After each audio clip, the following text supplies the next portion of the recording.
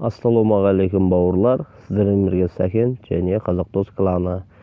Келесі осы видеомызда 42.500 алушыларға арнап түсіретін боламын. Мұнда еңбек KZ сайты бойынша өткен бөлімде мынау Telegram ботпен жіберген болатынбыз. Енді еңбек KZ-пен алуды да тексеруді осы сайттан көре аласыздар. Міне көріп тұрсыздар. Так, бұнда еңбек KZ-тің міне біріншіден басасыздар, обязательно еңбек KZ дәл осыны жазыңыздар, әйтпесе бұндай сайт деген толып жатыр хакерлердің несінен. Босқа мәліметтеріңіз кетіп қалады. Мұны көріп тұрсыздар, екі не шығады осындай. Тек қана осыған жіберіңіздер, басқа неге сайттарға жібермеңіздер. Отправить заявку, астындағысы проверить заявку. Проверитті бассаңыздар, иінде соның паспорттың, жеке куәліктің арқасындағы нөмірі тересіздерді тексере аласыздар проверканы басып. Ал мынау нені?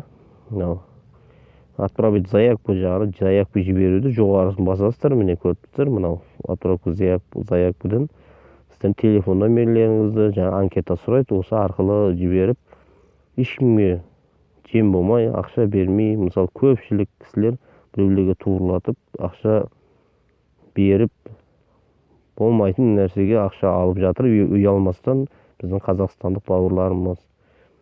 Білімсіздік, білесіздер, әрдайым қиыншылыққа алып келіп туындайды. Дәл әзір дейді, операция орындалу қиын деп жатыр.